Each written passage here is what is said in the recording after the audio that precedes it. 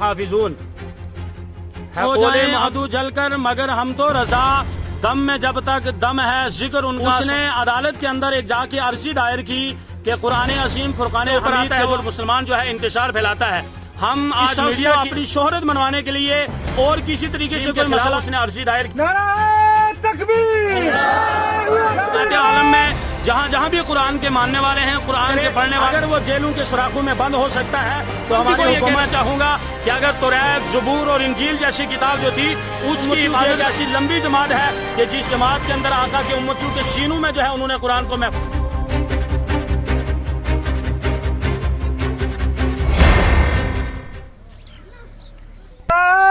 تکبیر! تکبیر! وسیم مردود کا پھانسی دو! پھانسی دو! وسیم مردود کا پھانسی دو! پھانسی دو! وسیم مردود پھانسی دو!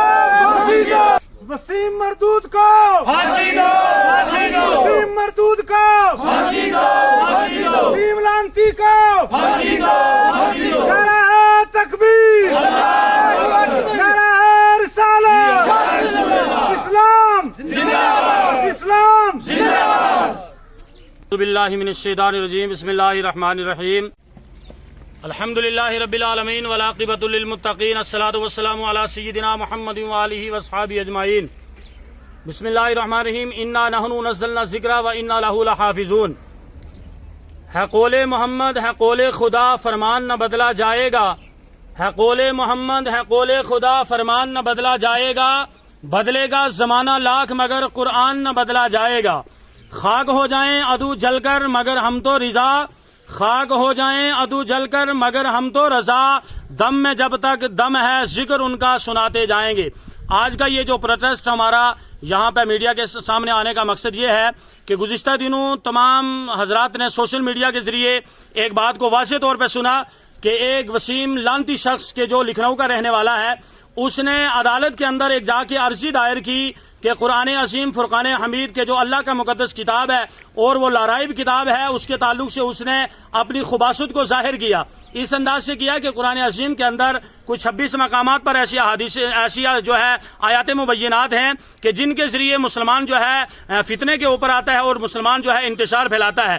ہم آج میڈیا کی وسادت سے اور یہ مرکزی جامع مسجد ہاٹا دوڑیاں کی وسادت سے اس پلیٹ فارم سے ہم یہ میسج دیں گے کہ یہ جو خبیث لانتی وسیم نامی جو شخص ہے، اس شخص کو اپنی شہرت منوانے کے لیے اور کسی طریقے سے کوئی مسئلہ نہ بن سکا تو آخرکار اس ظالم نے جو ہے جو دین کے مخالفین لوگ تھے، جو قرآن کے دشمن لوگ تھے، ان ظالموں کے ساتھ اس نے مل کر جو ہے قرآن عظیم کے خلاف اس نے عرضی دائر کی۔ نعرہ تکبیر! نعرہ رسالت!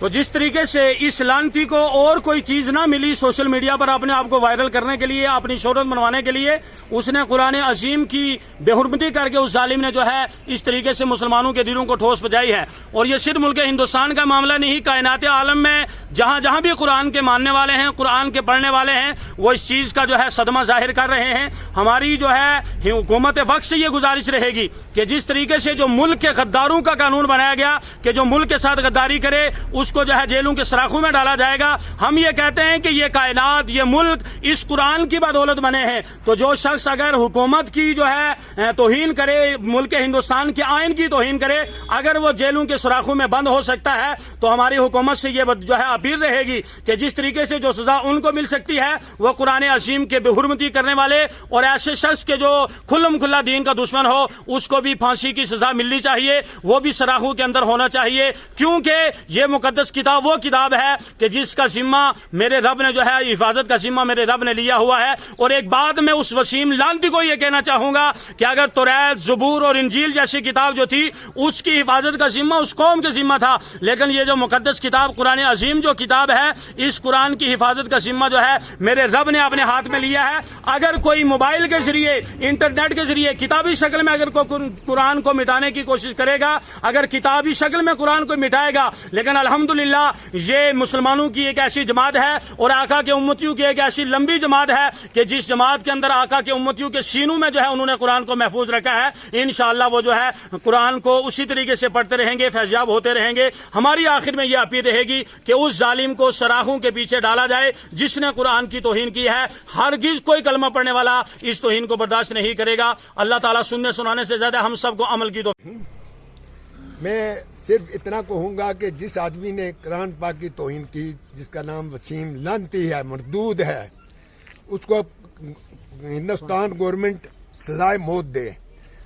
اس کا متبادل کوئی ایسا حل نہیں ہے کہ اس کو جیل میں رکھا جائے، اس کا کوئی فائدہ نہیں ہے۔ اس کو پھانسی دینے کے بغیر کوئی علاج نہیں ہے۔ ہم جتنے مسلمان ہیں ہمارے، ان لوگوں نے دل توڑ کے رکھا ہے، ہمیں ذلیل کر کے رکھا ہے اس ظالم نے، اسے